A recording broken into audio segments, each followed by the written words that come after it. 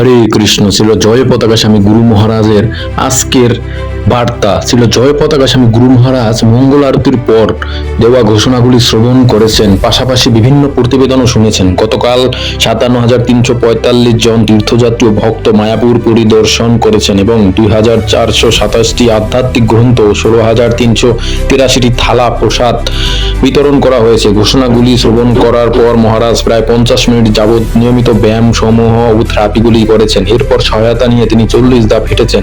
মহারাজ স্নান করতে যাওয়ার পূর্বে কিছু ইমেইল শ্রবণ করেছেন এবং স্নানের পরও ইমেইল শ্রবণ করা অব্যাহত রেখেছেন। এছাড়া তিনি জিবিসির কিছু কাজও করেছেন। তারপর সকালে প্রসাদ গ্রহণের পর গুরু মহারাজ কিছু ভিডিও প্রতিবেদন দেখেছেন এবং কিছু চিঠি লিখিয়েছেন। গুরু মহারাজকে জানানো হয়েছে যে স্যাক্রামেন্টো, জর্জিয়া, পার্থ, মালয়েশিয়া এবং অন্যান্য স্থান থেকে অনেক ভক্ত মহারাজের সাথে সাক্ষাৎ করার জন্য অপেক্ষা করেছেন। তাই মন্দিরে যাওয়ার ঠিক পূর্বে তিনি তাদের সকলের সাথে সাক্ষাৎ করে আশীর্বাদ প্রদান করেছেন।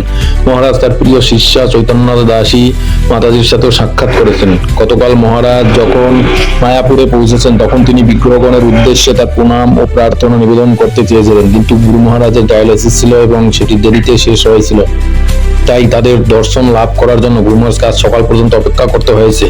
এরপর তিনি মন্দিরে গিয়েছেন। ছিল প্রভুপাদের উদ্দেশ্যে শ্রদ্ধা নিবেদনের পর তিনি শ্রী শ্রী প্রহ্লাদ নৃসিংহদেবের দর্শন লাভ করেছেন। এরপর গুরু মহারাজ ভগবান শ্রী নৃসিংহদেবের উদ্দেশ্যে পুষ্পদীপ এবং পাখা নিবেদন করেছেন। তারপর তিনি শ্রী শ্রী পঞ্চতত্ত্ব বিগ্রহগণের দর্শন লাভ করেছেন। গুরু মহারাজ শ্রী শ্রী পঞ্চতত্ত্বের উদ্দেশ্যে দীপ নিবেদন করেছেন এবং তারপর তিনি শ্রী শ্রী রাধা মাধব অষ্টশকরবৃন্দ এবং শ্রী রাধা মাধব ও মায়াপুর চন্দ্রের দর্শন লাভ করেছেন এবং দীপ নিবেদন করেছেন। তারপর তিনি ছিল প্রভুপাদের উদ্দেশ্যে দীপ নিবেদন করেছেন।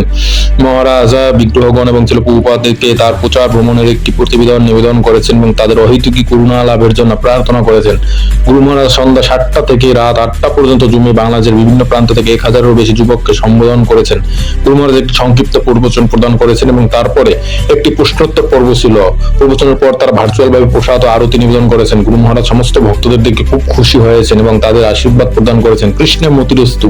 গুরু মহারাজের প্রতিদিনের অধ্যয়নের অংশ হিসেবে আজ তিনি শ্রীমদ ভাগবতের ১৩ অধ্যায়ের ২১ নং থেকে ২২ নং শ্লোক অধ্যয়ন করেছেন।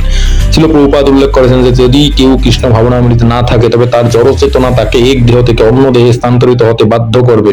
গুরু মহারাজ মায়াপুরে ফিরে এসেছেন, তাই জয় রাধা কৃষ্ণ দাস প্রভু আজ গুরু মহারাজের জন্য পাঠটি করেছেন। এরই মধ্য দিয়ে গুরু মহারাজ তার কৃষ্ণ ভাবনাময় আরো একটি দিন অতিবাহিত করেছেন।